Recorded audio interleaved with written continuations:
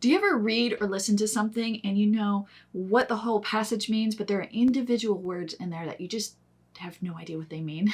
These are called passive vocabulary. And today we're going to talk about how to turn your passive vocabulary into active vocabulary. Let's figure it out.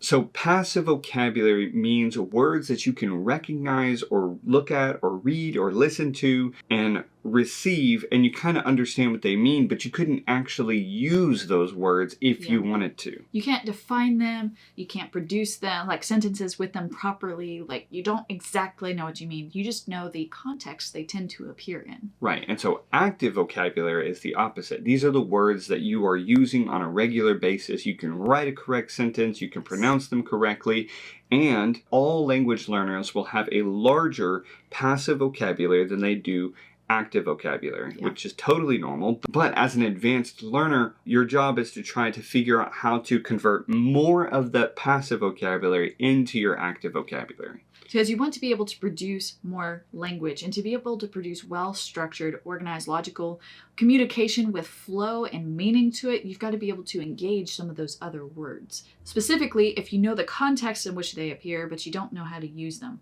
it's time to start moving those over and getting them in line. So one study showed that English language learners, they have to come into contact with the same word 5 to 16 times in order to convert it from your passive vocabulary to your active vocabulary. Essentially, you're making a habit. If you do flashcards, you would probably do this naturally by sorting through your flashcards to pulling out the ones that you know really well and separating them aside because those have become part of your active vocabulary.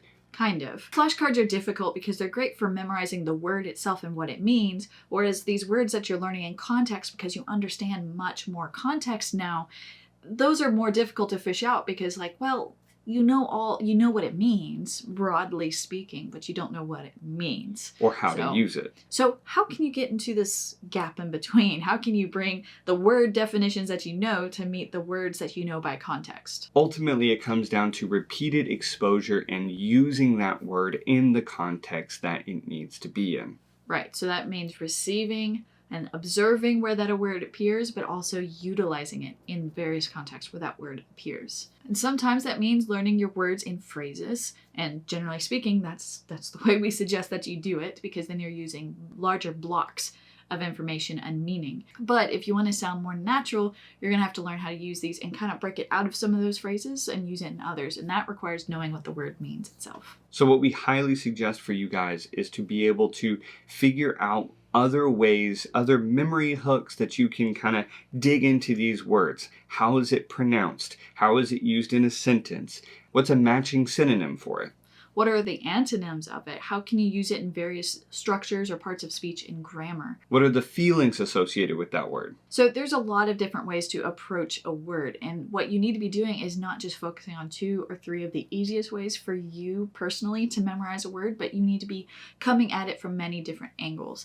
And that means you do have to be very intentional and very proactive with using these words, with making sure you have them. Now, here's what you should not do. You should not take 50 words every week. So you can't just memorize a whole deck of flashcards and just expect that you're going to know all those words. No. That's too much. So what you could do instead is use something like a Gantt chart. A Gantt chart is really good to help you show over time, a duration of time to memorize words deeply, not just on a surface level. And honestly, you can learn a lot of words quickly if you just focus on fewer deeper words rather than a lot of words at the same time. Disclaimer here, you are always going to have passive vocabulary. We have passive vocabulary and we are English teachers. We spend a lot of time with vocabulary at all different levels, in all different parts of speech, in grammar and writing and teaching words and vocabulary. So this is something that you have to understand, is no one's ever going to completely be able to memorize the entire English dictionary and know exactly what every single word means. That's not a thing. So you will likely have a large passive vocabulary for your whole study life, and that's totally normal. But what we suggest is to not study these words in isolation. Even though it's very tempting to look at these words on flashcards and say this word is by itself, what you need to do is to study them in integrated ways, to say, let me use this word in listening and speaking and reading and writing. Let me try to figure out ways that I can incorporate other things, my body language, tone, music, pictures, anything to help me really get an idea of what these words really mean. And that will help you convert more of your passive vocabulary to active vocabulary. Right, and just memorizing words and their definitions is not the way to do it. I know that is a very traditional way. It's easy for teachers to teach that normally in classroom settings because that prepares you for exams. It helps you pass exams. What it doesn't do, though, is make you more fluent.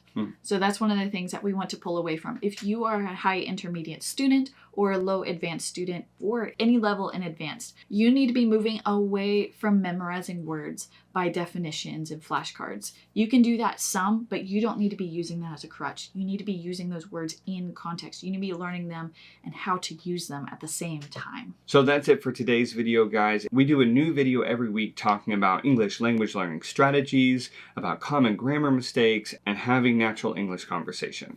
So stick around and we will catch you on the next one.